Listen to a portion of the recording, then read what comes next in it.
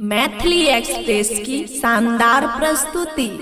तोरा प्यार के बर्थडे मनाइबो, खुशी रिकॉर्डिंग स्टूडियो बलुआहा। तोरा लाली सुंदरी बढ़ाइबो। सुनै छियै बड़का लागै छै मेला, चले ने तोरा घुमाइबोगे। सुनै छियै बड़का लागै छै मेला, चले ने तोरा घुमाइबोगे।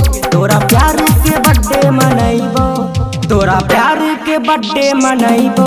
तोरा मैना थान घुमाइबो, लाली चुनरी खरीदी ले जइबो, माता बिसहरी के मनाइबो। तोरा प्यार के बर्थडे मनाइबो, तोरा मैना थान घुमाइबो। तोरा प्यार के बर्थडे मनाइबो, तोरा मैना थान घुमाइबो। खुशी रिकॉर्डिंग स्टूडियो बलुआहा। सुनी ले कि जब से स्वीटिया करी ले तू प्यार दे, करी ले तू प्यार दे। सुनी ले कि जब से स्वीटिया करी ले तू प्यार दे। कबो नहीं सच्चा मन से करी ले संबार गे। देदा पदमपुर मोहनपुर घुमाइबो, सोनबर से चूड़ी खरीदबोगे। देदा पदमपुर मोहनपुर घुमाइबो, सोनबर से चूड़ी खरीदबोगे। माता दुर्गा के दर्शन करइबो, तोरा लाली चुंदरी बढ़ाइबो। तोरा प्यार के बर्थडे मनाइबो,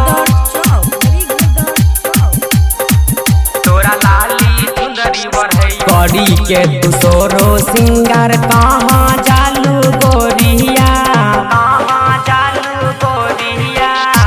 करी के तू सोरो सिंगार कहाँ जालू गोरिया। लूट पाट गुंडा गर्दी कर हरा बेरिया, लूट पाट गुंडा गर्दी कर हरा बेरिया। खजुआ जमुनिया रामपुर ले जइबो, बलबा में बाल खरीदबोगे। बाबा भट्टेश्वर धाम में घुमाइबो, तोरा रामपुर गाछी देखइबो।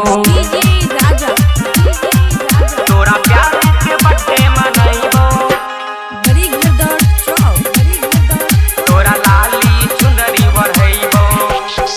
चढ़ते सावनमा लागे मैया जी के मेलावा, मैया जी के मेलावा।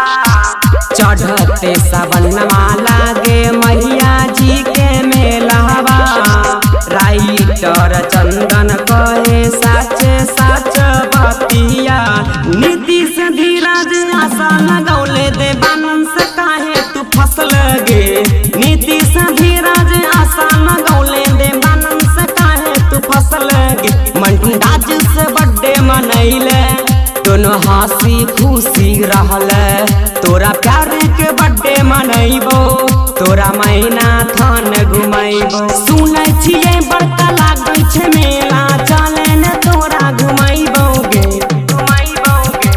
सुनै छियै बड़का लागै छै मेला, चले ने तोरा घुमाइबोगे। तोरा प्यार के बर्थडे मनैबो, तोरा प्यार के बर्थडे मनैबो।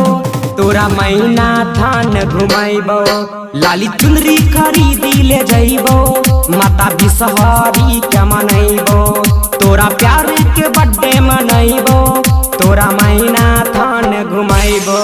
खुशी रिकॉर्डिंग स्टूडियो बलुआहा।